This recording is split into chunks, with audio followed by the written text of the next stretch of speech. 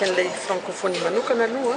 sommet ny francophonie natao teto ny 16e sommet dia natao teto ihany koa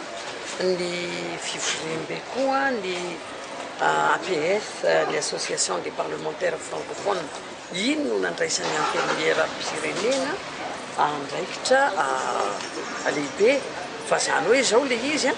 le sommet ny APF zany dia tsy dia mba nampahafantarina anay solombavam-bahoaka manohitra tsy dia natao loatra zay zavatra asa angamba tsy haiko na inona tsy mba ny impliquena anay tamin'iny zavatra iny asa ohatran'ny karazana hoe nisy discrimination fanavakavahana kely nefa dia tiako marihana fa samy solombavam-bahoaka samy solombavam-bahoaka zahay ato ary samy lanim-bahoaka na pomba ny fitondrana na tsy pomba ny fitondrana zay aloha ray fa nefa vita moa iny matsaka tsy andavany le ny APF zay fa ity francophonie sommet francophonie ity koa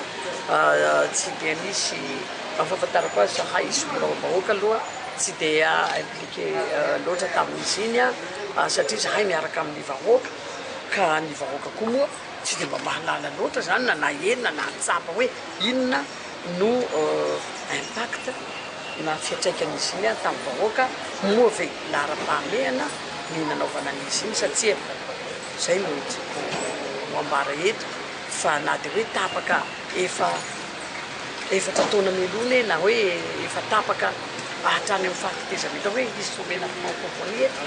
tsisy misakana mihitsy eny hoe hijerena hoe lara-pahamehana ve iny satria nefa zahay ity zany na miaraka amin'ny vahoaka dia tsy hitanaiza mahalara-pahamehana iny satria tsy ampitomina tsara afiatrany fiainana.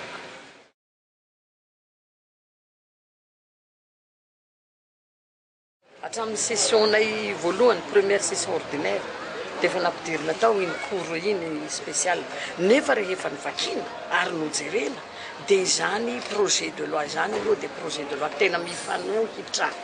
amin'ny lalam-panorenana mifanohitra amina principe juridique maro satria izy iny dia projet de loi dia mijery rétroactive nefa zany mifanohitra amin'ny principe non rétroactivité ny lalàna ary hita koa fa misy olona no tondrona hoenjena amin'iny projet de loi iny satria dia tena marina mihitsy hoe olona hatrato 2009 ka hatraon'ireo tezamita no hoenjena amin'iny cours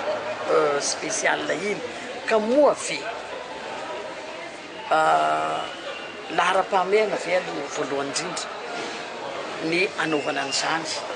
anefa dradradradrana etseroa fa tsy misy intsony ny hoe sakatsakana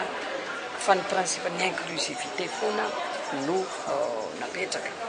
ka aminay zany dia tsy hitanay izay antony ampidirana amin'ireny ato anatin'ny ordre du jour tsisy lara-pahamehana no voalohany indrindra tsy lara-pahamehana ho ny vahoaka sy ny fahantrana zay ny vahoaka zay tena efa mijaly ankehitriny ny ampidirana an'ireny midiny anato ary dia eto dia manambara koa zahay fa ny antenimieran'ny séance ny plénière zany ny fivoriana ny assemblée plénière zany no mandidy manapaka izay lahadinika na lahadinika omeny volavolan-dalàna avy any amin'ny gouvernement io ary na lahadinika lan'ny conférence des présidents io dia ny plénière ihany no maso mandidy ary dia manapaka tamin'ny lalan'ny tsangatanany maronisa androany fa hosotonina sy hotsoahana tao amin'ny lahadinika amin'ny izao session zao iny cours spécial.